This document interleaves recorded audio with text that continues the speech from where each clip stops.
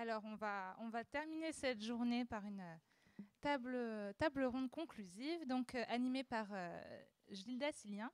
Donc, Gilda Silien est conservateur général des bibliothèques, directeur de bibliothèque et de la documentation du Muséum national d'histoire naturelle. Vous avez mis en place le dépôt légal du web et dirigé le département de l'information bibliographique et numérique qui s'est depuis transformé en un département de métadonnées et un service de dépôt légal numérique rattaché au département du dépôt légal. Donc je vous laisse, vous avez accepté. Je vous remercie tous d'être là. Ah oui, donc on excuse Pierre Ouzoulias, donc sénateur, qui est dû à l'actualité chargée, n'a malheureusement pas pu se libérer aujourd'hui. Donc, mais merci à tous d'être là. Merci beaucoup pour votre accueil. Je ne sais pas exactement ce que je fais là, puisque je n'y connais pas grand-chose à l'intelligence artificielle. On dit souvent que les bons modérateurs sont justement ceux qui s'intéressent à des choses qui les intéressent mais qui ne comprennent pas. Voilà, il se trouve que j'ai fréquenté cette maison. Moi, c'est vrai que ce qui m'intéresse beaucoup dans ce sujet, c'est aussi la question de l'accompagnement de l'innovation numérique en général. L'intelligence artificielle, on en parle énormément depuis ce matin, apparemment, dans cette maison et bien au-delà. Et on a la chance d'avoir avec nous, alors je les laisserai se présenter plus longuement tout à l'heure, 3 acteurs que je mettrai dans la catégorie décideurs en fait autour de l'intelligence artificielle. Agnès Magnin, qui est la directrice des collections à l'Institut national de l'audiovisuel, Arnaud Beaufort, directeur général adjoint de la BNF et directeur des services et des réseaux, et donc Vincent Perrin. Alors, vous êtes technical leader, ce que je traduirais en directeur technique sur l'intelligence artificielle chez IBM. Il y a un panel très intéressant. On a une bonne heure devant nous, ce qui va vous permettre de dérouler à la fois vos visions, vos utopies et vos dystopies. Ce que je voulais vous proposer, c'était de se mettre déjà dans un exercice de simulation, c'est-à-dire que cet auditorium n'est pas un auditorium. Vous êtes dans un avion, vous êtes dans une navette intersidérale, et là nous nous trouvons dans le cockpit. Et on va faire un petit voyage à la fois dans le temps et dans les possibles en fait, de l'intelligence artificielle. Je vous propose qu'on découpe la discussion en 4 temps. Je sais qu'il y a beaucoup d'élèves de l'École nationale des chartes donc qui sont sensibles à la structuration des plans. D'abord, vous présenter notre équipage. Et je demanderai du coup à chacun de nos participants de nous dire finalement qu'est-ce que c'est que l'intelligence artificielle pour eux depuis l'endroit où ils se trouvent et les fonctions qu'ils occupent. Et après, on fera un décollage, donc une sorte d'aventure, de prospective où on se lâchera complètement. Et après, on verra un petit peu ce qui se passe quand on est en vol, c'est-à-dire pendant le pilotage et la navigation, comment finalement on arrive à négocier le changement et finalement la relation entre l'humain et la machine dans le cadre de cette aventure. Et puis il y aura fatalement un moment d'atterrissage. Voilà. Donc je vous propose de commencer. On va réserver du temps pour les questions. Après, s'il y a quelque chose qui vous brûle absolument les lèvres et pour qu'on reste quand même dans un voyage un peu interactif, n'hésitez pas à lever la main. On prendra vos questions en cours de route, plutôt pour peut-être préciser des points. Et sinon, on gardera les autres questions pour la fin. Voilà. J'ai déjà formulé ma première question, que je vais très simplement vous laisser ausculter de votre côté depuis le cockpit, en commençant par vous, Agnès, et en vous demandant, finalement, pour vous et pour l'INA aujourd'hui, qu'est-ce que c'est que l'enjeu de l'intelligence artificielle, mais peut-être aussi, parce que c'est un terme qui est assez galvaudé, quelle définition vous en donnez depuis ce point où vous vous trouvez? Merci Gildas. Je suis le pilote hein, et pas l'hôtesse de l'air, comme on aurait pu imaginer. Donc, je suis archiviste paléographe pour la présentation. J'ai commencé aux Archives nationales, puis en Seine-Saint-Denis, un détachement d'une dizaine d'années en tant que DGA en Seine-Saint-Denis, puis la direction des Archives nationales où nous avons développé 3 gros projets, le déménagement à Pierrefitte, le système d'information archivistique, 4 projets, le projet scientifique, culturel, éducatif et Vitam, qui a été lancé. Ensuite, j'ai regagné, donc depuis 5 ans maintenant, l'Institut national de l'audiovisuel en tant que directrice des collections.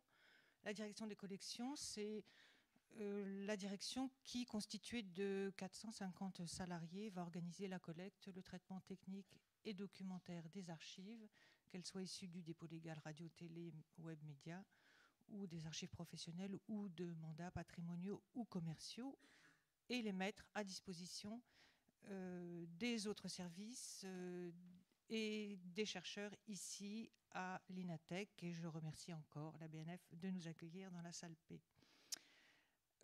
Alors, pour répondre très très précisément à cette question, qu'est-ce que l'intelligence artificielle pour moi? Je dirais finalement, on est intéressé, enfin moi, à la place où je suis très intéressée à la production de métadonnées et à l'enrichissement des métadonnées. Je dis enrichissement puisque finalement cette automatisation de la recherche sur les métadonnées est pas basée soit sur des métadonnées visibles par nous, soit finalement invisibles, et c'est cette intelligence artificielle qui permet de les organiser, de les enrichir et qui propose donc d'autres modes d'utilisation, de valorisation, puisque ce n'est pas à cet auditoire que je vais rappeler que certes une institution patrimoniale conserve un patrimoine, mais c'est surtout à des fins de le mettre à disposition de la recherche, de l'éducation et de la culture. Donc voilà, l'intelligence artificielle, ça n'a rien d'intelligent, ça n'a rien d'artificiel, l'intelligence restant humaine. Vous avez un micro.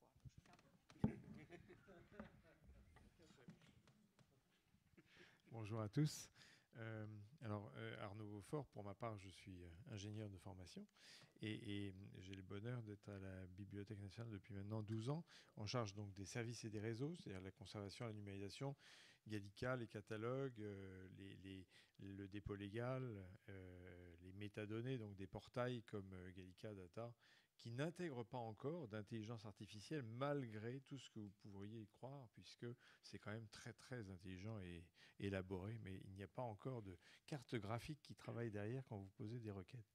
Et donc, au sein de la BNF, on est très intéressé déjà par les perspectives qu'ouvre l'intelligence artificielle pour satisfaire les chercheurs. Notre engagement, c'est quand même bien celui-là, de créer aussi des services qui vont aller au-devant d'un état de l'art. Et on a la chance d'être dans un établissement qui a des moyens conséquents, notamment pour une recherche mondiale. On a un bien commun devant nous. Donc on essaye aussi de voir comment ouvrir des outillages qui servent également l'intelligence artificielle. Pas forcément qu'ils l'intègrent, mais qu'ils le servent.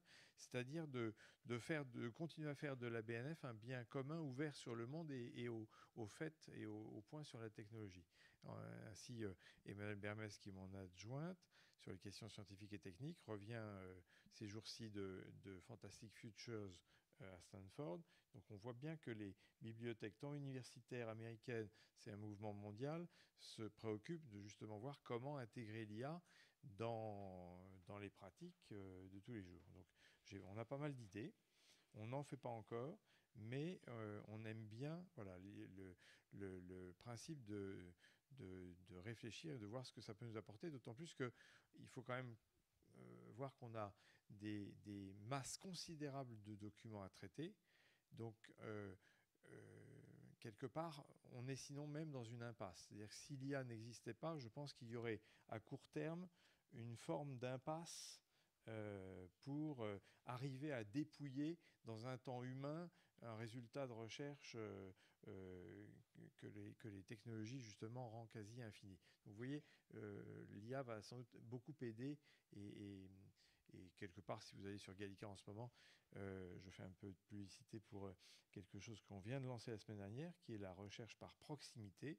Il n'y a pas d'IA derrière, c'était simplement la bonne exploitation d'une information qui était présente dans l'index du moteur de recherche CloudView, mais ça apporte, on le voit, une satisfaction des chercheurs, et la satisfaction, elle n'est que sur plus de pertinence, moins de résultats de recherche à dépouiller, donc finalement une aide, vous voyez,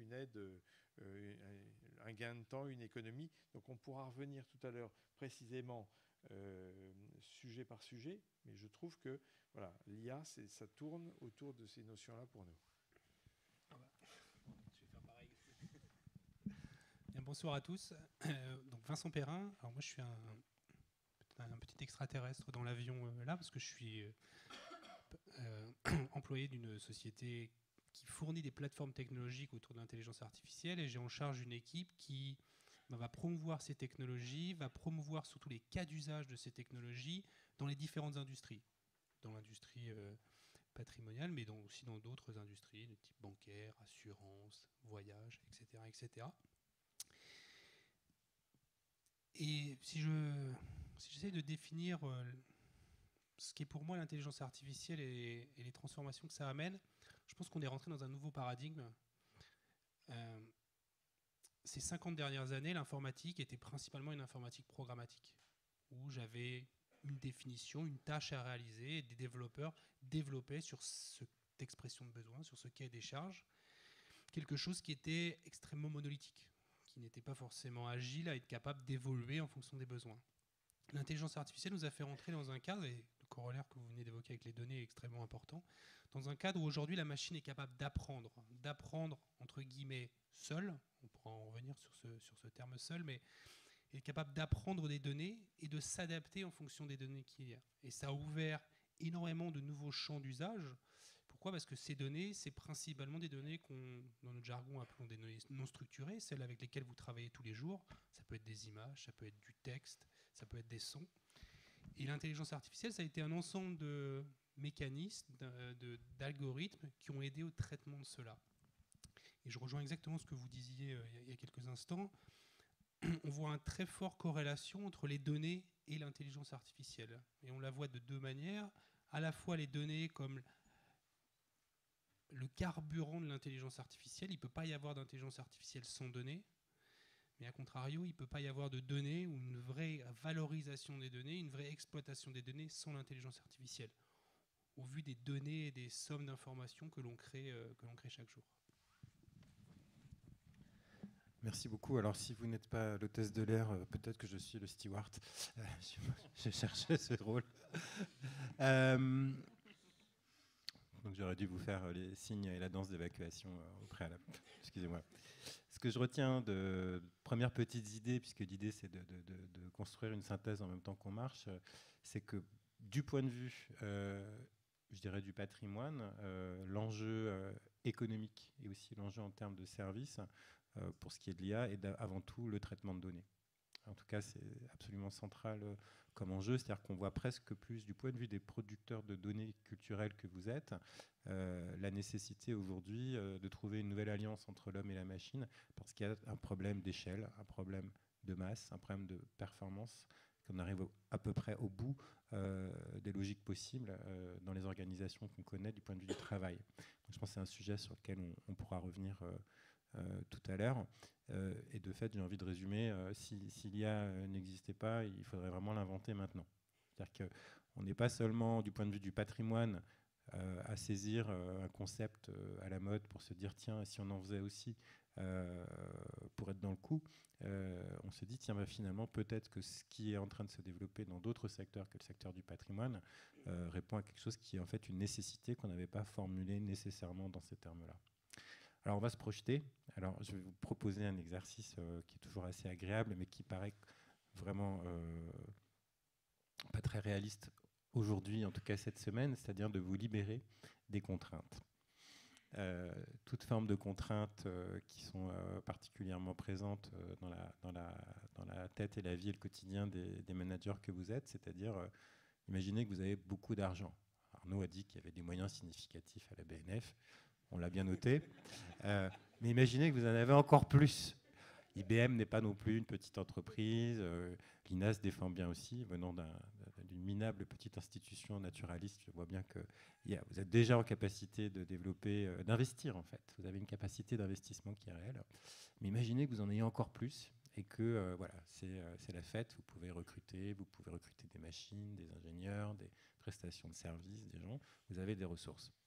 Imaginez aussi que vous libérez des contraintes, et on y reviendra, juridiques, réglementaires. Vous avez tous les droits, vous pouvez tout faire. Et vous avez votre formidable intelligence naturelle, la vôtre et celle de vos collaborateurs fantastiques que vous payez grassement. Et donc vous pouvez tout faire. Alors là, on est vraiment en train de décoller. j'avais pensé une projection à 20 ans. Vincent, en amont de cette table ronde, m'a dit 20 ans, c'est trop loin.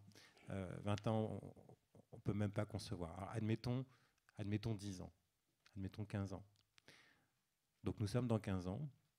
De manière de poser la question, qu'est-ce que vous avez envie d'avoir vu réaliser en restant dans vos secteurs d'application ou qu'est-ce que vous avez fait finalement dans 15 ans, quand vous serez toujours dans vos fonctions respectives avec des barbes et des chapeaux.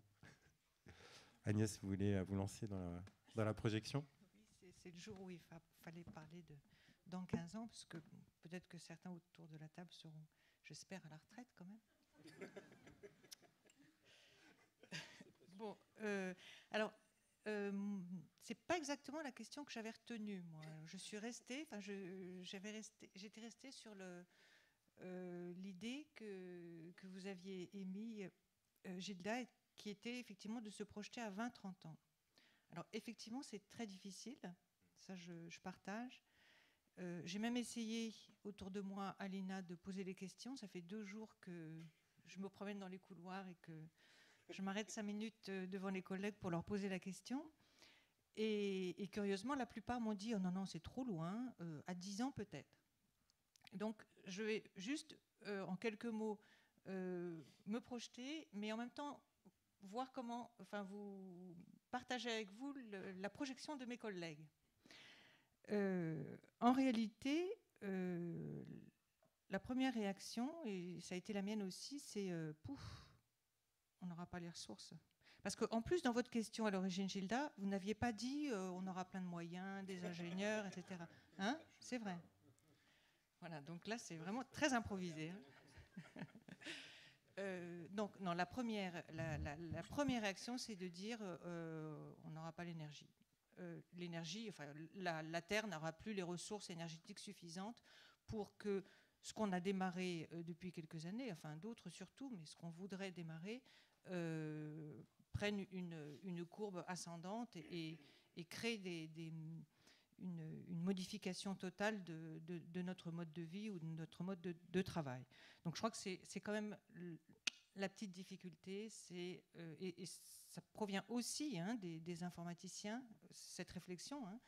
C'est-à-dire qu'on peut rêver, mais quand même, la question des ressources énergétiques est essentielle dans notre accompagnement au rêve. Donc, si jamais il n'y avait pas ces contraintes, en fait, je dirais qu'il y a l'aspect offre et l'aspect plus métier.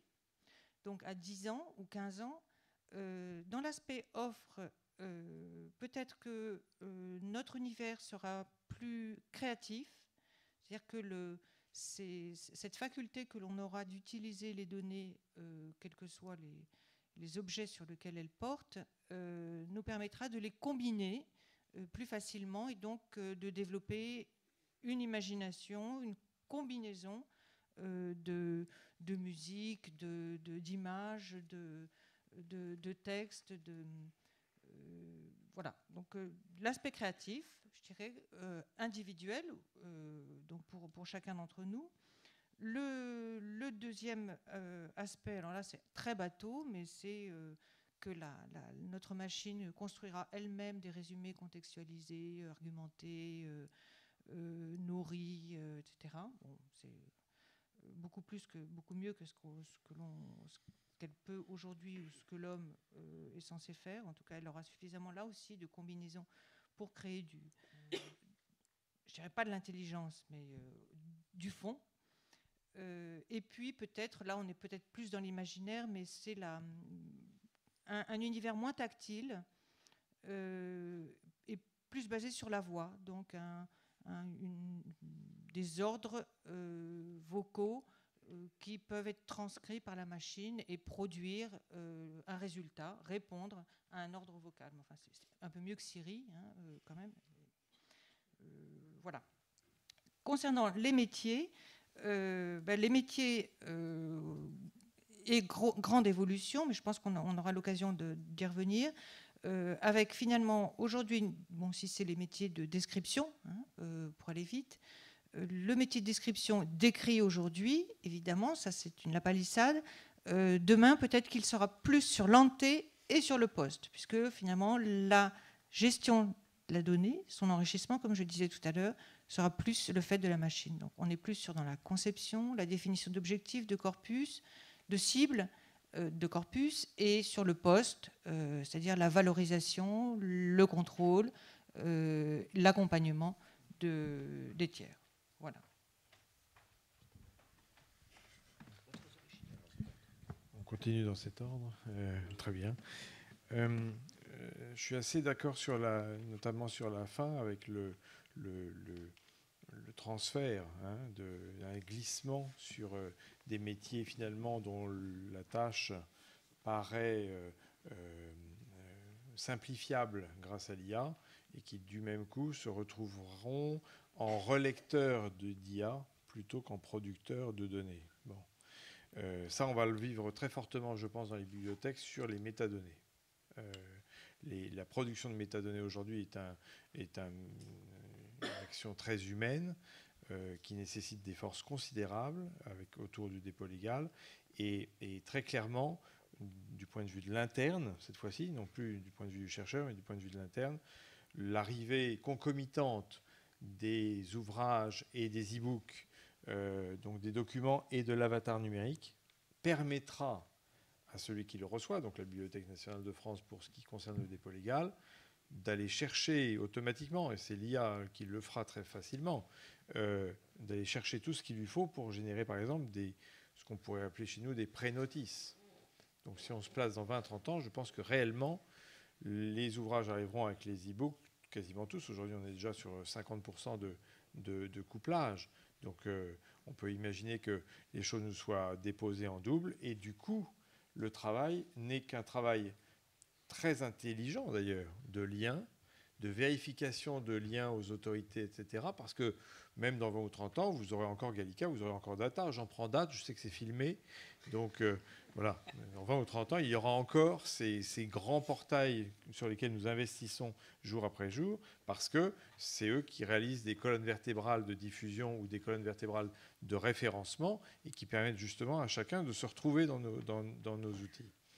Et peut-être, mais j'en parlerai peut-être plus tard, c'est justement aussi un moyen de dépasser certaines difficultés que nous avons, y compris dans les relations que nous pouvons avoir avec Electre ou Dilicom, c'est-à-dire cette question de pourquoi diantre faisons-nous le travail en double aujourd'hui. Je pense que l'IA, typiquement dans 20 ans, va nous permettre de résoudre cette question sur laquelle nous butons aujourd'hui.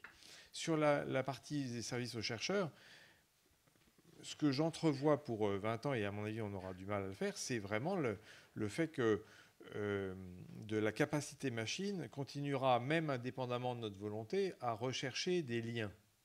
Et donc, la fourniture d'un élément, que ce soit graphique ou texte, permettra derrière à la machine de vous alimenter avec tout un tas de choses auxquelles l'élément que vous avez sous les yeux lui font penser. Donc, sur les images, on va se mettre en ordre de marche pour arriver peut-être à, j'en parlerai tout à l'heure dans la phase où on se sera mis à niveau, en niveau de vol et en pilotage automatique. Mais concrètement, je pense qu'aujourd'hui, un ouvrage fait énormément de références à d'autres, parfois en les citant, parfois en omettant de les citer. Je pense que le requêtage incessant que l'ordinateur fera sur chacune des phrases, chacun des mots, fera surgir des liens. Et du coup, l'IA pourra comme ça nous informer de rapprochements, de liens, et ça viendra quelque part nourrir aussi le travail de la recherche, puisque ça aidera le chercheur à faire une tâche qui sinon est démesurée du point de vue de la cognition humaine. Bon. Et après, on a je rejoins ce qui est dit sur le côté langage naturel. J'augmenterai simplement avec la partie traduction. C'est-à-dire que dans 20 ans, en effet, un public de langue non francophone pourra, je pense, aussi facilement qu'un francophone, naviguer dans les collections de la BNF francophone. Et réciproquement. Donc du coup, on aura cette facilité à la fois par la traduction de ce qui sera sa requête, à la fois par la traduction des résultats potentiels, le rapprochement de ça, et aussi par l'interprétation en langage naturel. Le projet de Squad, c'est de Stanford, est le début de ça. Vous savez, ils ont mis en question des pages de Wikipédia et ils en ont déduit 100 000 questions qui permettent justement d'entraîner les IA en langage naturel pour voir si finalement les nouveaux algorithmes arrivent à retrouver l'information, même si elle n'est pas très bien indiquée, ou si elle se trouve juste fondue dans des textes qui ne pointent pas spécifiquement sur la réponse qui est attendue. Donc ça, c'est très intéressant. C'est le début, vous voyez, c'est l'embryon de ce qui donnera dans 20 ans, je pense, une vraie intelligence, le fameux OK Google avec la question. Peut-être que, mais on est plus sur du grand public. Vous voyez, donc l'IA changera la relation pour le grand public, pour les chercheurs, en interne. Je pense que ce genre d'ailleurs de journée est importante parce que chacun va y penser. Et je pense que rapidement, on aura tous de nouvelles idées de ce à quoi ça peut nous permettre d'aboutir.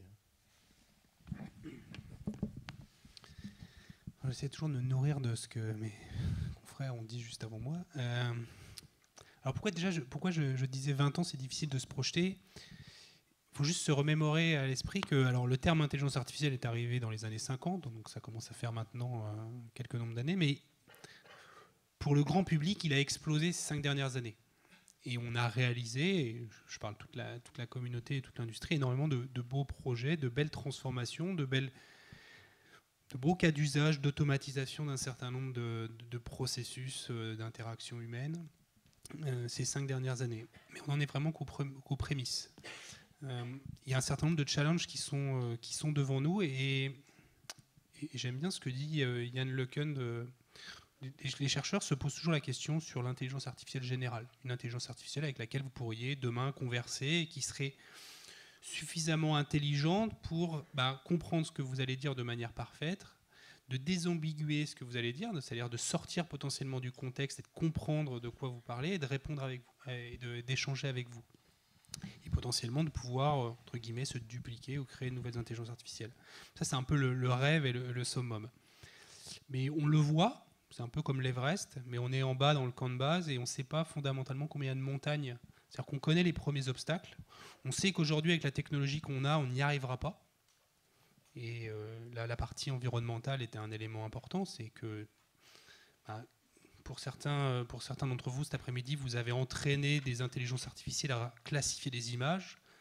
Cette opération, alors pas lorsque vous l'avez fait cet après-midi, mais cette opération en production avec des corpus de données significatifs, c'est extrêmement consommateur.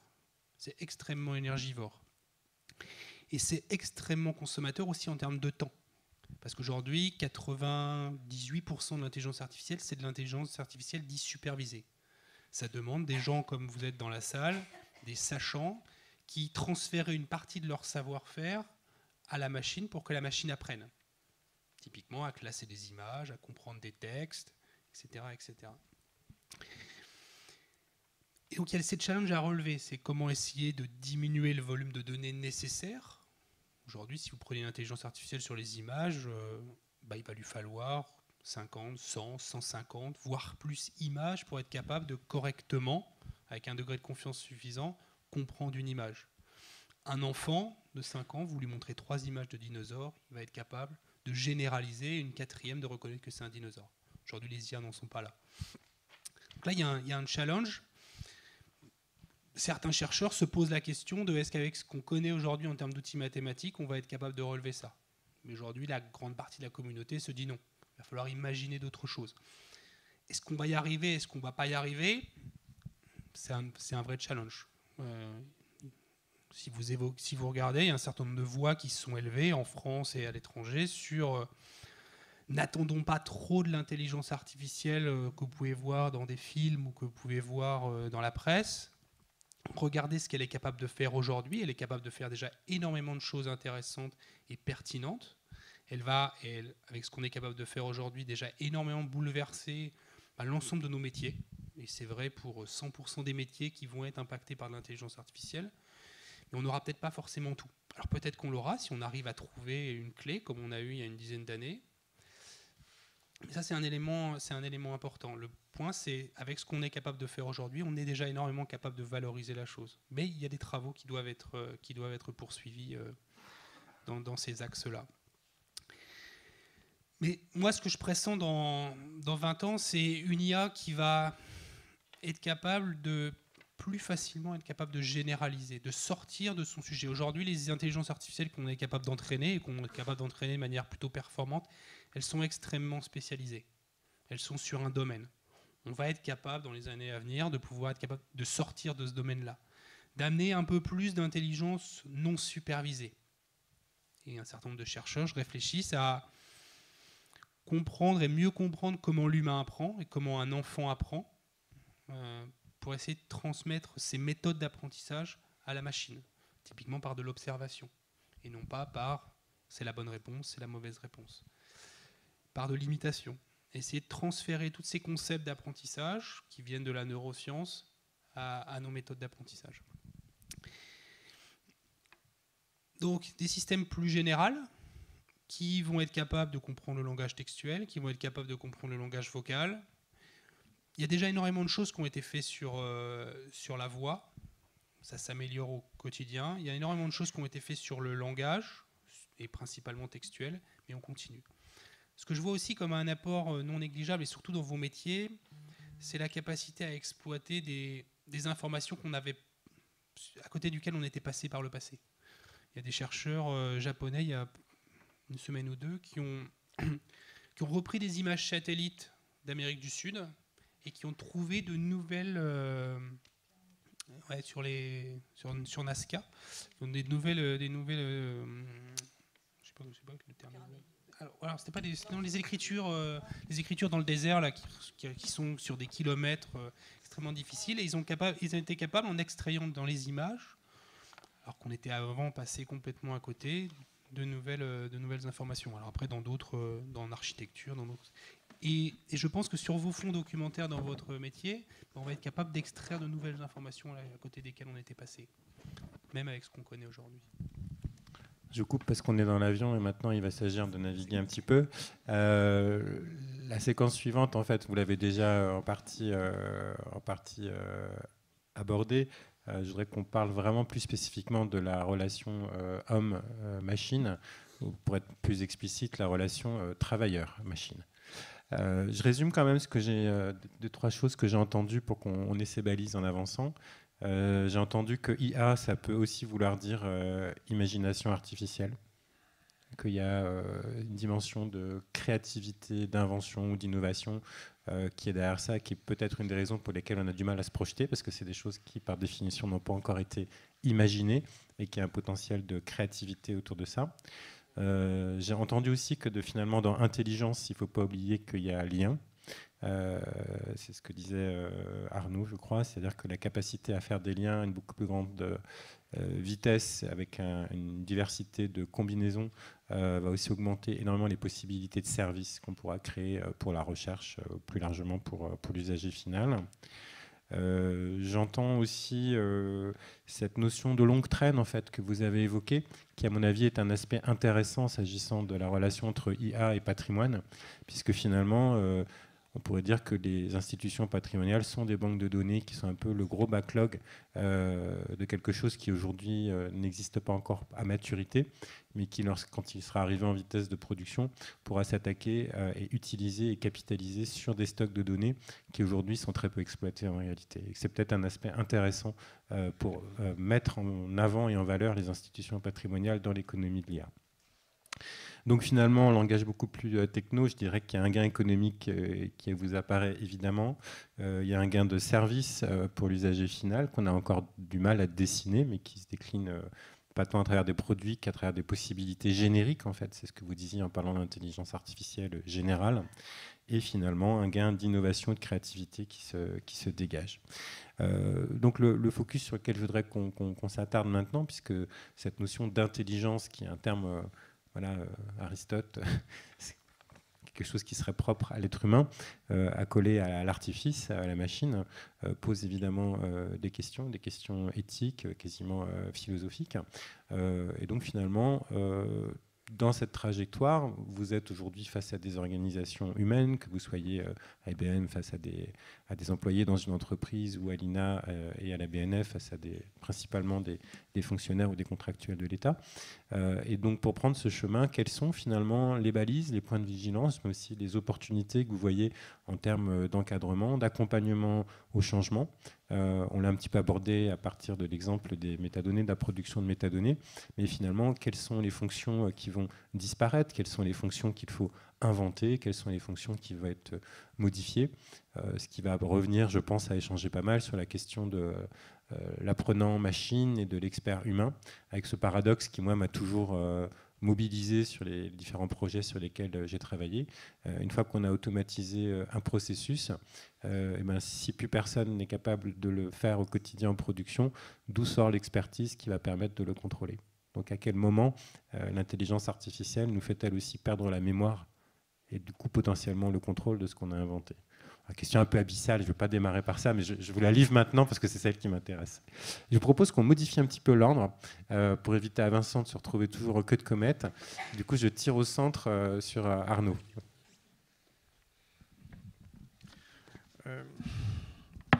Moi, je crois que on ne doit pas perdre qui nous sommes dans ce processus. Donc, à vos souhaits. Donc les qualités et les valeurs qui font l'institution que nous sommes aujourd'hui doivent perdurer. Par exemple, on est un peu les champions de la traçabilité. Vous savez qu'on invite tout le monde à remonter à la source avec nos portails comme Gallica. J'avais dit une fois qu'on invitait tout le monde à être les saumons de l'information. En période de fake news, c'est important de remonter. Là aussi, sur l'IA, évidemment, tout ce qui sera produit par l'IA, il faut absolument qu'on identifie, que ce soit pour l'interne comme pour l'externe, cette donnée est produite par un IA. Alors, le mieux, ce serait même de documenter quel type d'IA et puis pouvoir finalement rejouer la réversibilité et tout ça. Mais ce sera très important pour les gens de savoir qu'une donnée a été finalement produite parce qu'un bibliothécaire, un conservateur s'est prononcé sur un sujet et vous apporte une information, une réponse, ou si c'est un IA qui le fait. Donc oui, les valeurs qui sont les nôtres dans nos métiers, on ne doit pas les perdre. Et du coup, une autre grande valeur, c'est l'expérimentation. On va ouvrir bientôt la salle X pour que des gens viennent à la bibliothèque avec leur projet d'IA pour tenter de faire tourner leurs algorithmes sur nos données. Bon, ben voilà, on va aussi se faire avec ce qu'on est. Donc, on va essayer de mettre du temps machine à leur disposition. Je regarde les informaticiens qui sont dans la salle. Ils savent très bien que voilà, c'est un nouveau défi. On va les accompagner. S'ils ont besoin de faire tourner un peu comme Squad, faire de l'apprentissage sur des données en langue française, eh ben, on réfléchira à comment identifier un corpus. Oui, on va rentrer dans cette période avec ce que nous sommes aujourd'hui. Après, c'est vrai que les rêves dont on parlait au moment du décollage, le livre qui se catalogue tout seul, je ne sais pas si on l'atteindra un jour, mais même si tel est le cas, eh ben, il y aura quand même peut-être au moins de la relecture et sinon même des liens interprofessionnels qui se nourront pour justement renseigner à la fois la chaîne du livre, parce que la chaîne commerciale du livre en a besoin, et ils sauront si une donnée a été produite par les éditeurs, par un IA qui a tourné sur les données des éditeurs, par nous, etc. Donc récemment, donc, si vous suivez Figoblog d'Emmanuel Bermès, vous trouverez un petit graphe de ces échanges aux États-Unis sur l'IA éthique dans un contexte de bibliothèque, et elle identifiait 8 valeurs clés, comme justement le fait d'être sûr, d'être robuste, d'être transparent. Vous voyez, donc tout ce qui fait aujourd'hui notre valeur.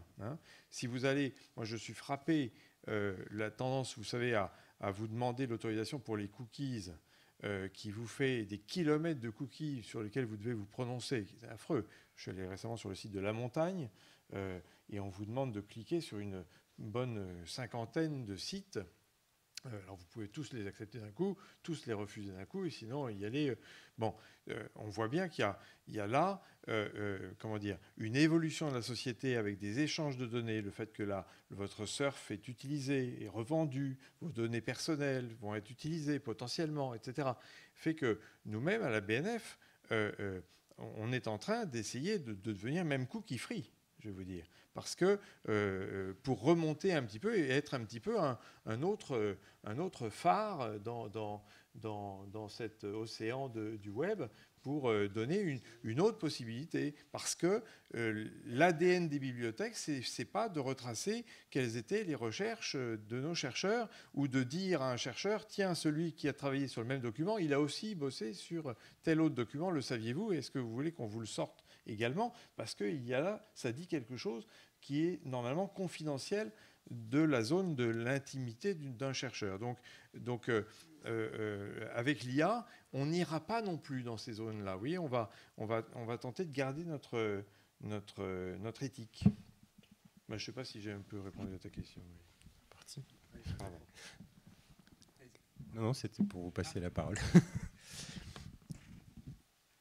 Déjà, il y a un élément que mon organisation se fait fort s'est fait fort de promouvoir. Alors, le marché l'a plus ou moins accepté, mais on n'apprécie pas fondamentalement le terme d'intelligence artificielle.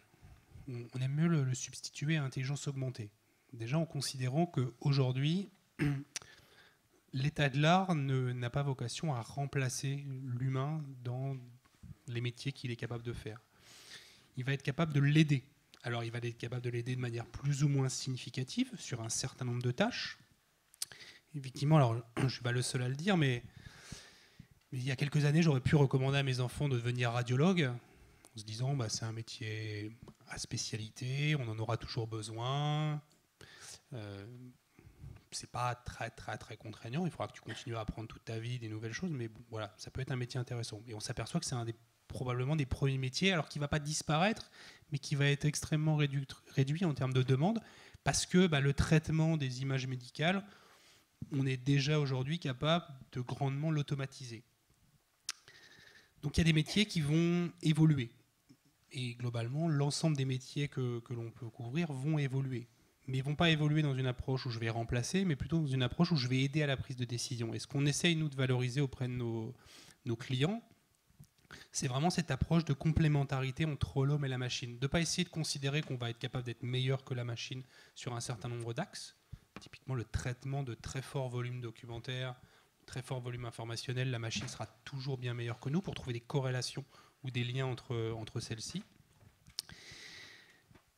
Mais ça, c'est vraiment un élément important que l'on considère aussi avec cette notion d'éthique. En disant que l'homme doit rester en contrôle de cet nouvel outil, qui ne sera in fine que ce que l'on souhaitera qu'il soit, parce que l'intelligence artificielle ne nous remplacera pas, mais on va être capable de faire de nouvelles choses, de penser de nouvelles choses. Et la manière dont mes équipes travaillent au quotidien avec nos clients, c'est vraiment à penser de nouveaux cas d'usage, de nouvelles expériences en fonction des remontées qui sont faites. Et on s'aperçoit que toute cette notion de change management, d'accompagnement au changement est extrêmement important. C'était vrai dans d'autres projets informatiques. J'ai envie de vous interrompre. Allez-y. Mais pour vous poser une question qui brûle les lèvres de tout le monde. En fait, comme vous êtes le seul à faire encore vraiment, je pense aujourd'hui, pas encore, mais déjà, quelque chose qui ressemble à de l'intelligence augmentée, vous travaillez concrètement avec des ingénieurs qui en font. Qu'est-ce que c'est le profil d'un ingénieur qui fait de l'intelligence augmentée? Qu'est-ce qu'il a fait? Qu'est-ce qu'il fait dans sa journée? Alors, en fait, là, si on regarde un projet qui a vocation à implémenter ce type de technologie, c'est déjà un projet qui est extrêmement pluridisciplinaire. Nos équipes d'intégration ou nos équipes de nos écosystèmes qui implémentent ces solutions intègrent des data scientists, intègrent des intégrateurs IT qui ont vocation à plugger l'intelligence artificielle dans un processus informatique, mais aussi des consultants fonctionnels, des métiers, et des gens qui font le pont entre les sachants, qui ont leur connaissance intrinsèque sur un domaine, et la technologie. Pour être capable d'accompagner ce partage de savoir et de savoir-faire, parce que on le voit, si c'est pour essayer de comprendre un texte, si je prends un texte et que je le partage avec chacun d'entre vous dans la salle, vous n'allez pas le lire de la même manière, parce que vous avez une expertise, parce que vous avez un vécu. C'est ça qu'on essaie de capter via ces consultants fonctionnels, pour dire, voilà, ce texte-là, quelles sont les informations qui sont importantes?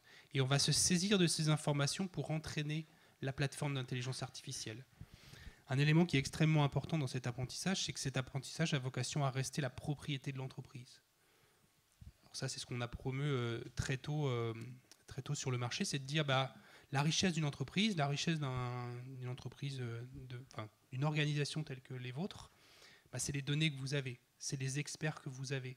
Et l'intelligence artificielle ne doit être qu'un support pour valoriser ces données et ces expertises. Mais elles n'ont pas fondamentalement, ou en tout cas pas dans la majorité des cas, vocation à être partagées. Et c'est vrai que c'est une des premières questions que les clients me posaient il y a maintenant plus de 5 ans, c'est « mais moi je prends votre technologie, mon confrère prend la technologie, qu'est-ce qui va me différencier ?» Ce qui va vous différencier, c'est les données que vous avez mises dans le système, qui sont les vôtres, et les apprentissages que la machine aura extraits de vos données. Mais elles ne seront pas partagées avec d'autres. Ça, c'est un élément important. On va laisser la parole à Agnès qui va du coup, elle, pouvoir capitaliser sur ce qu'elle a entendu, mais surtout, je pense, nous parler de sa vision de l'organisation dans des environnements où, pour le coup, là, on est un petit peu, je pense, je rebondis juste sur votre dernière observation, on est sur des paradigmes assez orthogonaux, puisque la mission première des institutions patrimoniales, c'est de diffuser justement et leurs données et l'intelligence qui se produit pour la capitaliser. Et donc là, on peut voir aussi que dans les difficultés de pilotage qu'on aura à assumer, c'est entre les solutions qui viendront notamment d'entreprises et les données qui sont ouvertes, quel type d'alliance, quel type de combinaison on pourra trouver pour rester dans les missions et les intérêts de chacun. Voilà, je me permets de poser ça. Agnès. Alors effectivement, plutôt l'aspect métier.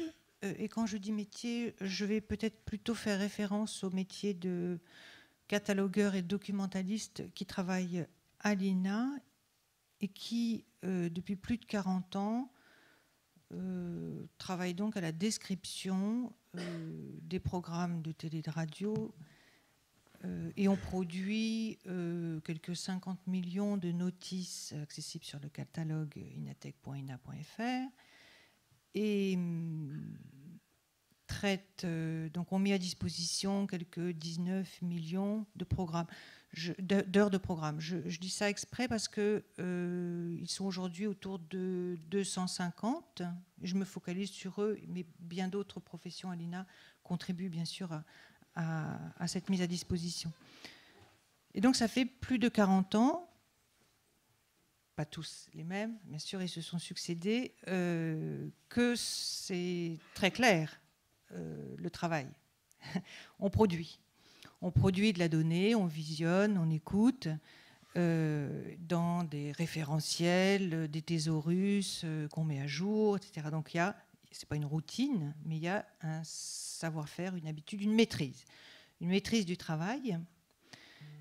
Et là apparaît donc des nouveaux outils d'automatisation qui chamboule tout, qui risque de tout chambouler si on ne fait pas attention. D'abord, on comprend bien que ces outils vont produire de la donnée. Très bien, donc ça, on est bien dans les objectifs, mais autrefois, c'était l'humain qui réalisait ça. Donc, où est ma place, en fait? Je crois que c'est la question essentielle que vont se poser, que se posent déjà les collègues. Où est ma place, d'abord, par rapport à d'autres métiers? Finalement, est-ce que c'est, je vois Gauthier en face de moi, est-ce que c'est Gauthier qui va faire tout mon travail? Et on a 250 personnes. Hein. Ou est-ce que... oui, est-ce que ce soit des informaticiens, des data analystes, etc. Donc, ensuite, il y a l'outil. On est habitué depuis plus de 40 ans, et Dieu sait qu'on travaille à une évolution d'un outil nouveau et qu'on y arrivera, mais tous les outils de l'INA ont été produits en interne. Donc là, c'est où est ma place par rapport à ces outils qu'on m'apporte de l'extérieur, auxquels je n'ai pas contribué, y a aussi c'est ce changement de paradigme.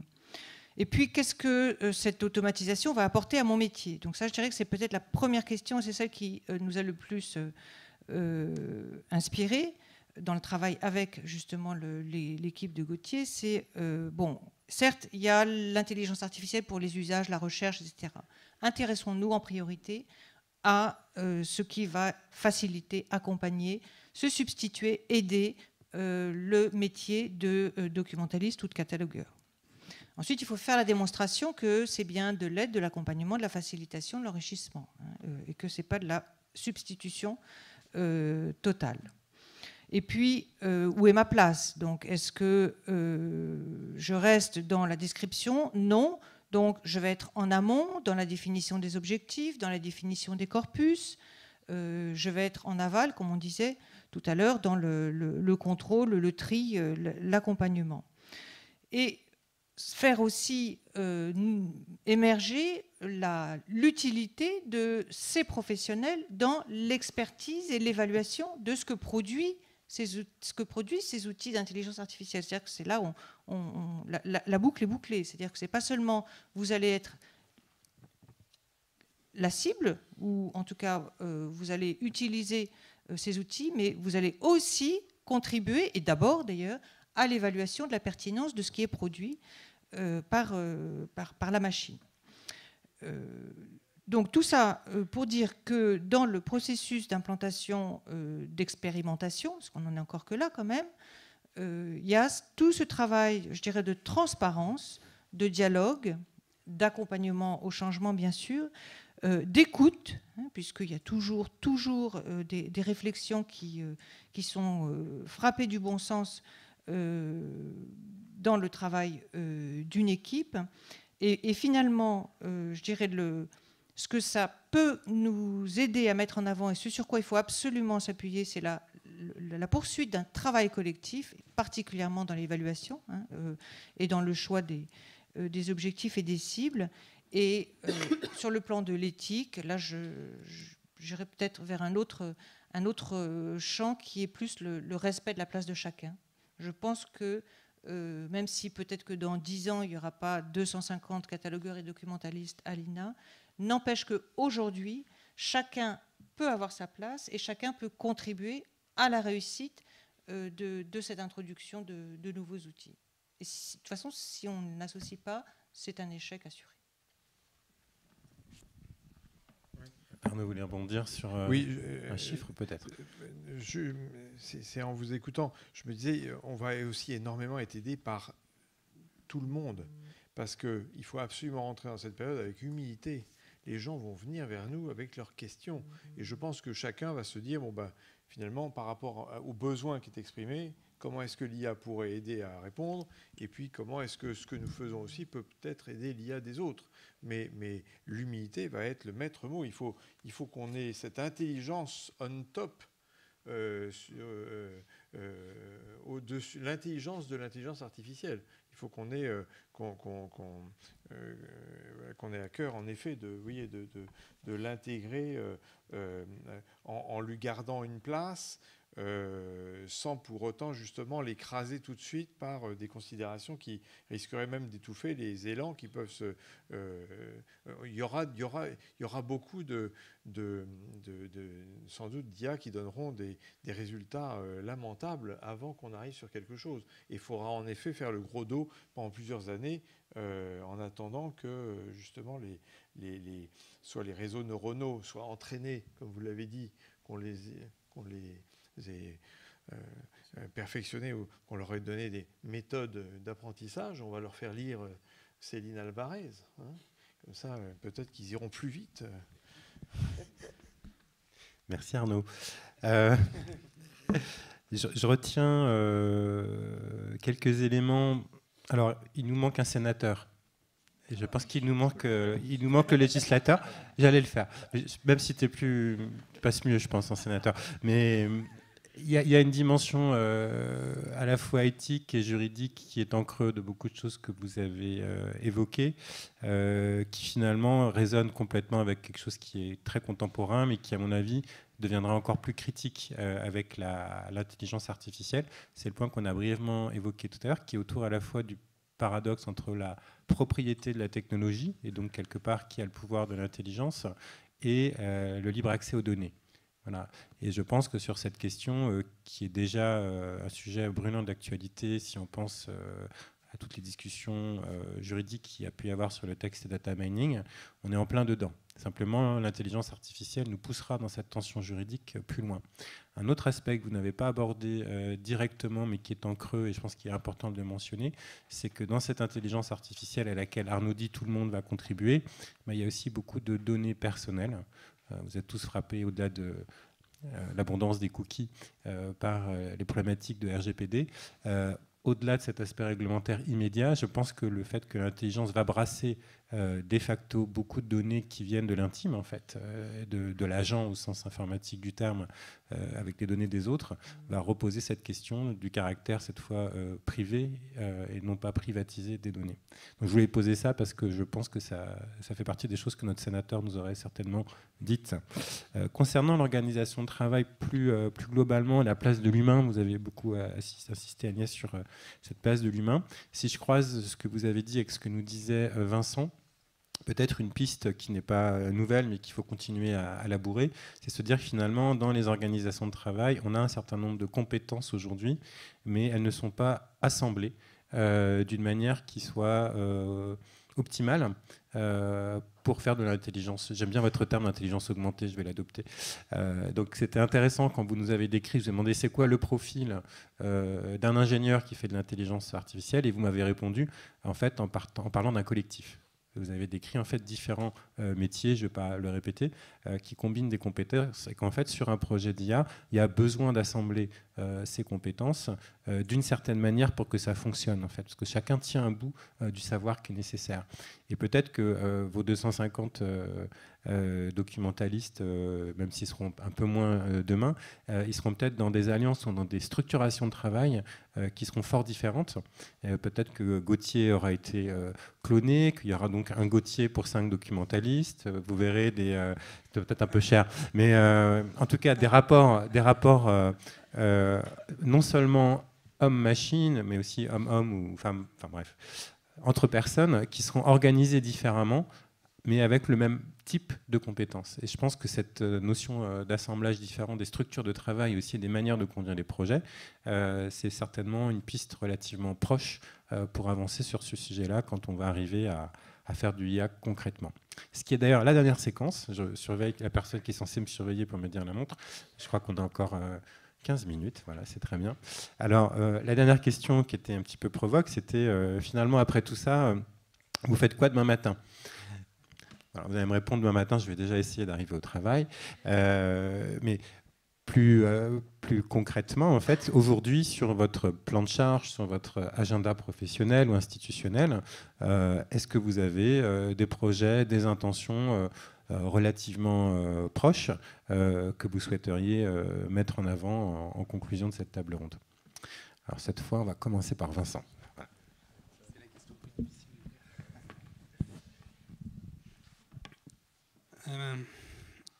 Ça va être dans la continuité de ce que l'on fait depuis un certain nombre d'années, c'est-à-dire d'accompagner des clients dans cette transformation. Alors les accompagner à différents niveaux. Il y a un niveau qui est important et je salue l'initiative de cette journée, c'est déjà un gros niveau autour de l'éducation. L'éducation sur ce qu'est l'intelligence artificielle, ce que ça va impliquer demain pour nos métiers, que ça va impliquer dans notre vie personnelle. Parce qu'on parle beaucoup d'intelligence artificielle dans nos organisations, mais on en a aussi dans nos vies personnelles, de plus en plus. C'est avec d'autres clients qui ont déjà commencé à retravailler ou à continuer à travailler sur là où l'intelligence artificielle peut augmenter un certain nombre de processus, là où elle peut aider un certain nombre de tâches. Et l'autre élément, alors pour ceux qui sont un peu plus avancés, c'est comment je vais les aider à passer à l'échelle. Parce que ce qu'on s'est aperçu ces dernières années, c'est qu'il y a eu énormément d'expérimentations qui ont tiré un peu dans tous les secteurs. Certaines ont marché, certaines n'ont pas marché.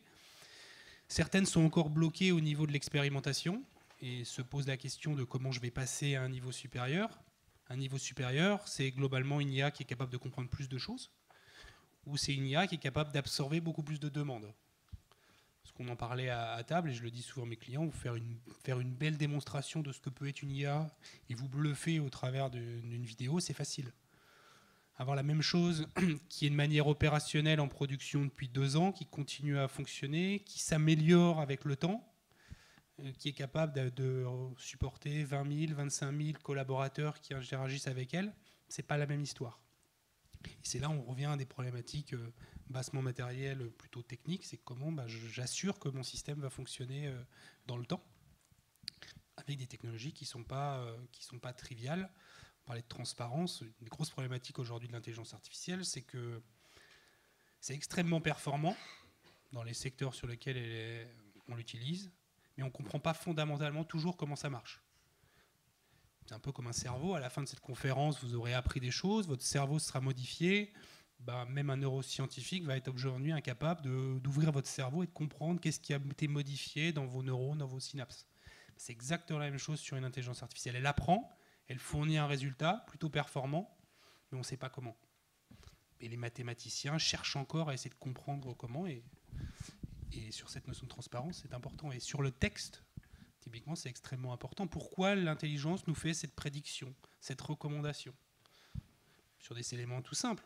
C'est un spam, c'est pas un spam sur un email. C'est j'accepte que cette personne ait un octroi de crédit. Enfin, j'octroie un crédit à cette personne, j'en octroie pas un.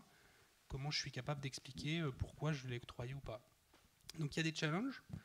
Et mon élément et mon dernier message, c'est une phrase qui n'est pas de moi, mais je trouve qu'elle est extrêmement jolie, c'est que l'intelligence artificielle sera à notre cerveau ce que la machine à vapeur a été à nos muscles lors de la dernière révolution industrielle. Il ne faut pas fondamentalement en avoir peur. C'est une transformation qui est probablement un peu plus rapide que les autres. Mais en regardant bien là où elle peut aujourd'hui nous amener de la valeur et où elle peut demain nous amener de la valeur, on va être capable de faire plus avec. En gardant toujours bien entendu le contrôle de ce que l'on fait et un esprit critique sur la pertinence et en reliant l'éthique sur est-ce que c'est bien ce que je fais, qu'est-ce que ça va donner demain, quels vont être les impacts sociétal, organisationnel de celle-ci.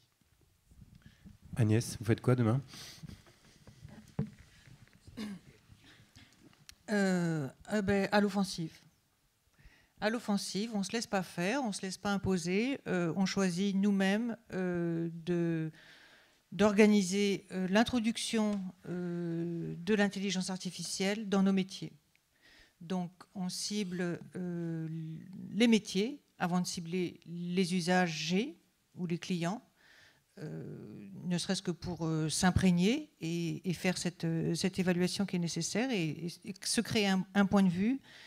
On cible les métiers, on met en place, et je crois que vous avez eu ce matin l'exposé par Gauthier et Olivio des expérimentations que l'on a mis en place, mais on met en place des expérimentations qui, dans la description, nous apportent de l'aide, nous facilitent le travail, voire se substituer à nous, mais ça nous permet de faire autre chose en termes de valorisation ou de production intelligente. Voilà, donc on choisit les corpus, on choisit les cibles, on prend le temps d'évaluer et on s'organise et on prend le temps ensuite de voir si on poursuit ou pas. Et je dois dire qu'en entendant intelligence augmentée, je me suis dit finalement à l'INA on est assez tendance parce que le petit je ne sais plus comment ça s'appelle, la baseline de l'INA, c'est mémoire augmentée. Voilà. Donc voilà, donc offensive, donc la meilleure défense, c'est l'attaque. On commence par ces 3 expérimentations dont on vous a parlé ce matin, et puis on continuera, s'il le faut, sur d'autres corpus, d'autres technologies, que ce soit reconnaissance d'entités nommées, des recommandations, des algorithmes et autres. Voilà, mais on garde la maîtrise du sujet. Ça, c'est dit. Arnaud, tu fais quoi demain?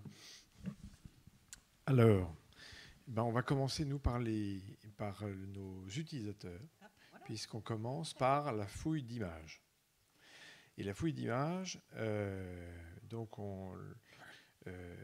je le dis pour mon voisin, d'ailleurs, l'appel d'offres va sortir. L'appel d'offres, donc un double appel d'offres, un appel d'offres en fait avec plusieurs lots. Et l'idée, c'est que on voulait justement sortir des expérimentations sur un corpus, la Première Guerre mondiale, etc. Donc, on crée d'abord, dans le cadre d'un premier lot, la base de toutes les coordonnées, de toutes les images de Gallica. C'est un travail considérable parce que dans une page de texte, il y a des images partout. On évalue mal aujourd'hui le nombre de lignes de cette base, sans doute 200 millions, 300 millions. Une fois qu'on aura ce temps réel sur voici ce que sont les coordonnées 3IF de toutes les images de la collection, il faudra le faire d'ailleurs avec son pendant intramuros. Il faudra que les chercheurs puissent en effet connaître toutes les images de la collection Gallica intramuros. Donc vous voyez deux sujets. Eh bien, à côté, un lot IA qui sort avec justement à la fois des choses toutes simples que font nos téléphones portables, reconnaissance faciale pour appairer des images qui se ressemblent. J'upload une image et ça m'en sort des proches, que ce soit d'ailleurs dans d'autres formats, en noir et blanc, mal numérisé dans la presse, etc. Donc vous voyez, pour aider les chercheurs justement à avoir très vite beaucoup d'informations sur des ressemblances. Et puis bien sûr, la question de sortir des éléments des images. C'est-à-dire à la fois, on ne pourra pas en rester sur des IA qui font de l'automatic captioning, parce qu'on voit bien sur les peintures de Vinci combien il serait impossible de les décrire. Donc on aura à la fois de l'automatic captioning et à la fois, en même temps, du requêtage possible pour faire sortir des éléments, vous voyez, pour qu'on puisse retrouver ça. Donc c'est un grand moment, c'est notre premier appel d'offres d'intelligence artificielle à la BNF. Et ça sort là donc en décembre, c'est du budget 2020, c'est important. Oui, je le dis, il ne faut pas ambitionner, 19 est clos. Donc concrètement, vous le verrez, vous en verrez la traduction dans le portail Gallica ou Gallica Studio. Le deuxième sujet sur lequel on travaille, mais là qui est du plus long terme, c'est bien sûr pour l'interne la production des métadonnées. Comme je le disais, dès lors que le décret sur le dépôt légal numérique sera pris, nous recevrons, nous, BNF, et l'INA et le CNC, vous le savez, chacun dans son domaine, nous recevrons les documents numériques vendus, puisqu'aujourd'hui, l'instanciation de la loi sur le dépôt légal numérique ne nous permet que d'aller collecter le web libre de droit ou en tout cas négocier, et ça ne nous fait pas arriver les avatars numériques des productions vendues. Donc dès lors que ce décret est pris, nous allons pouvoir en effet imaginer, installer, alors ça sera sans doute d'ailleurs au départ comme un appel d'offres aussi, pour qu'on soit accompagné dans la création de cette boîte qui sera en amont de tout et qui, recevant les e-books en même temps que les livres, nous permettra de pré-générer une notice la plus intelligente possible parce qu'on sera allé voir dans l'e-book les éléments que l'on n'avait pas vus sur la couverture. Ça résout, comme je le disais tout à l'heure, c'est pour ça que je dis que c'est demain, parce que nous sommes en discussion avec Electre et Dilicom, et il y avait toujours eu ce débat entre nos maisons sur qui tient la chaîne de valeur, si vous voulez. Comment améliorer les choses, comment faire en sorte que ce ne soit pas catalogué à deux endroits. Eh bien, je pense que finalement, la machine va résoudre la question, puisque nous avions la loi, le décret qui nous permettait de le faire. Electre, c'est pour des questions d'alimentation de la chaîne du livre commercial. Eh bien, c'est donc l'ordinateur qui va nous réconcilier. C'est l'IA qui générera la notice qui sera tout en haut de la chaîne de valeur. Et de cette notice, eh bien, nous irons juste rattacher les éléments qu'il nous faut en plus, c'est-à-dire la Dewey, le rameau, et encore peut-être qu'il y aura des suggestions de Dewey, de rameau, donc on aura juste qu'à contrôler. Et de l'autre côté, eh bien, Electre et Dilicom pourront ajouter, vous le savez, le résumé, donc des éléments. Donc, à court terme, on va être en mesure, finalement, de pouvoir se dire qu'en France, il n'y a pas des saisies qui sont comme ça redondantes de la même information pour alimenter des bases différentes. Ce point qui était une sorte de point d'achoppement un petit peu, et c'était un peu énervant qu'on n'arrive pas à se mettre d'accord. Donc je trouve très bien que l'ordinateur nous réconcilie. Voilà. Et après seulement, je pense qu'on ira vers les questions dont on se parlait de langage naturel, de reconnaissance et même de traduction. Ce sera pour un calendrier légèrement... ce sera pour le prochain vol, si vous voulez. Ce qui est formidable, Arnaud, c'est que tu as toujours cette capacité à te projeter pour demain, comme si on était dans la deuxième question. Ton optimisme sur la capacité justement à arriver à modifier des organisations est très ambitieuse. Je suis sûr que vous y arriverez. On va prendre les questions de la salle. Si vous Là, c'est quelqu'un d'infiniment gentil, il faut que vous le sachiez. On va prendre des questions de la salle si vous en avez. Je sais que vous avez certainement beaucoup de contraintes logistiques, mais au moins vous donnez la parole pour interroger nos intervenants.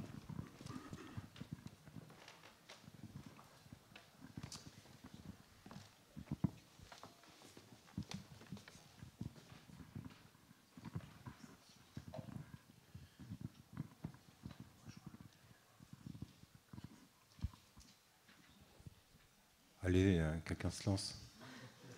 C'est vraiment sur le steward qui pose la question de convenance pour ne pas embarrasser le monde, mais je n'en ai pas préparé. Voilà, merci. Ouais, je suis entre me poser la question ou ne pas poser la question. Pour l'instant, 3IF, ça reste encore payant. Pour, disons, si un internaute souhaite en prendre une image et tout, au niveau tarifaire, ça reste encore 5 €. Est-ce que, au niveau tarifaire, non, plus du tout. Je peux vous répondre. Ah oui, avec plaisir. Alors, non, mais j'adore cette question. Merci.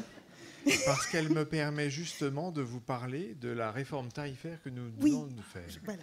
Je voudrais juste l'adéquation entre justement cette réforme tarifaire et justement l'IA et toutes les possibilités. Bah oui. Voilà. Jusqu'à présent, la Bibliothèque nationale de France avait ouvert ses métadonnées au format Etalab, licence Etalab, c'est-à-dire une sorte de CC BY. Et elle les publie sur Data, vous pouvez les télécharger, et elle en fait un dump sur DataGouv. L'image en elle-même est soumise, en cas de réutilisation commerciale, à une redevance. Et c'est vrai qu'on avait, vous savez, sur Gallica, une sorte de moyenne définition qui était téléchargeable. Et la haute définition, il fallait aller vers le département de la reproduction pour obtenir une très haute définition. Ça peut être plusieurs dizaines de mégaoctets par image. 3IF change la donne, puisque 3IF, vous avez la plus haute définition. Vous êtes en HQ sur 3IF. Or, 3IF est accessible à tout le monde et c'est gratuit. Donc, on n'a pas changé fondamentalement notre politique, c'est-à-dire qu'en cas de réutilisation commerciale, c'est-à-dire que les gens qui veulent vraiment faire un papier peint et le vendre, ceux qui veulent faire un reprint et le vendre, ils se rapprochent de nous. Ça, c'est le régime de licence que nous avons de toute éternité. Mais la grande nouveauté, c'est que l'image déjà faite, en effet, nous la vendions 25 €. Aujourd'hui, il y avait trop de décalage entre le geek, entre guillemets, qui pouvait l'avoir gratuitement, et celui qui ne comprenait pas comment taper son URL 3IF et qui, du coup, devait payer 25.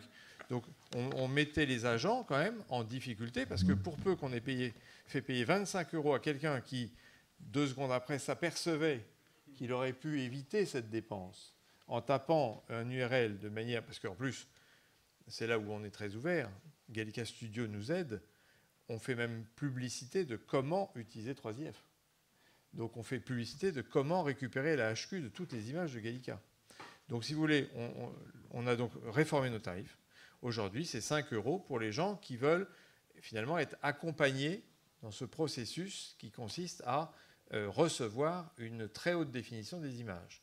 Mais pour tous ceux qui savent ce qu'est une API en mode REST, donc qui veulent taper un URL avec quelques paramètres, eh bien, ils peuvent en effet récupérer le format haute définition. Et c'est formidable. Ceux qui ne connaissent pas, allez voir. on est partenaire avec Stanford de l'initiative 3IF. On fait partie des membres fondateurs du consortium. Et aujourd'hui, 3IF, je lui prévois un avenir incroyable. Parce que après les images, on est sur les métadonnées. Demain, on sera sur les frames des vidéos. Donc, on est vraiment sur un protocole qui va tellement aider la recherche. Là, vous voyez, on a fait le site aidé par la Fondation Polonsky avec justement un visualiseur en mode 3IF qui permet de comparer des manuscrits.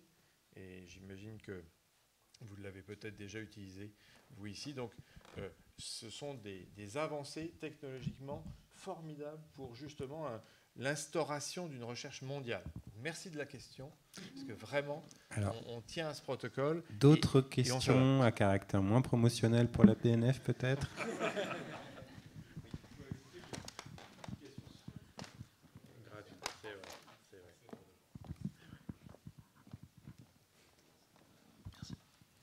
Oui, merci beaucoup. Je voulais savoir, aujourd'hui, on a vu qu'en fait, l'IA produit encore plus de données à partir des données. On utilise de l'IA pour créer de la donnée et aussi pour la traiter ensuite. Est-ce qu'il n'y a pas un risque de crouler sous cette production de données? Voulez-vous lancer? Je veux bien, parce que je pense qu'une des utilités de l'homme va être, ça l'est déjà, mais c'est plus de l'orientation. Demain, ça sera vraiment le tri. Je pense que les professionnels par rapport vont avoir cette aide, cet accompagnement à l'usager, pas seulement pour utiliser telle ou telle machine, mais pour faire le tri, c'est-à-dire pour organiser la recherche et ne pas crouler sous la donnée. Sans compter que mais je crois que c'est vous, Vincent, qui l'avez dit, mais il y a des risques d'erreur, des risques de mauvaises réponses. Donc la machine n'aura pas l'œil ou l'intelligence pour faire ce tri. Mais je crois que c'est une vraie question, mais bon, ça n'empêche que je mélange un petit peu la réponse, mais faut pas non plus en avoir peur. Je pense que, comme vous le disiez, plus ça ira, plus on perfectionnera, si tout va bien, plus on perfectionnera les outils, et donc il suffira juste de pousser la machine à bout, en fait, et d'avoir cette analyse propre à nos cerveaux, je pense. Vincent, vous voulez, ce serait intéressant d'avoir votre point de vue sur cette question qui parle à la fois au stockage, à la conservation, à l'oubli, et à cette question de l'archive, finalement, puisque c'est un regard très archivistique et particulièrement adapté au volume et au flux de données qu'on va avoir à traiter. Le flux de données, il est déjà, et je pense que dans votre domaine d'activité, il est déjà gigantesque. Sur l'INA, sur la partie vidéo, on en parlait à midi, sur les pétas de données que vous utilisez, enfin, qui sont déjà captés et traités, ils sont déjà là. Donc oui, on va en créer probablement de nouvelles sur des métadonnées. Mais on pourrait considérer que ces données-là ont intrinsèquement une valeur un peu plus importante parce qu'elles auront valorisé la donnée initiale et on transformera de la donnée brute en information et en connaissance, qui est un peu la pyramide du savoir autour de la donnée. Donc oui, ça va créer de la donnée. Oui, il y aura un problème environnemental, mais à la rigueur, il existait presque avant l'IA, parce qu'on collecte de plus en plus d'informations. L'IoT est aussi un élément qui collecte énormément d'informations sur nous. C'est un challenge. Après, c'est aussi toute la partie stockage de l'information est un pan qui évolue de manière extrêmement importante, à essayer d'imaginer des nouvelles manières de stocker de l'information. Celui-là, on arrive à peu près à le résoudre technologiquement parlant. La grande question, c'est plutôt comment on va être capable de les traiter. Parce que créer plein de valeurs, ça prend du temps à les traiter. Donc le challenge ne va pas être trop sur le stockage, mais plus sur le traitement de cette donnée-là. Et ce sera le mot de la fin, parce que sinon on va parler beaucoup de l'offre de SPAR. Et surtout on fait des grands signes. Pour clore la journée, je pense que vous avez tous beaucoup d'obligations pour rentrer. Moi je voulais pour conclure remercier nos 3 intervenants et vous remercier, vous public motivé pour être là aujourd'hui, et remercier les organisateurs de l'ADAMEC. Je dois dire que moi j'ai été très impressionné que pour une organisation, une association d'étudiants, de jeunes diplômés, organiser une journée sur ce thème, un jour comme aujourd'hui, et réussir à ne pas l'annuler, alors que personnellement, tout ce que j'avais cette semaine a été annulé. C'est très fort, et donc bravo à vous.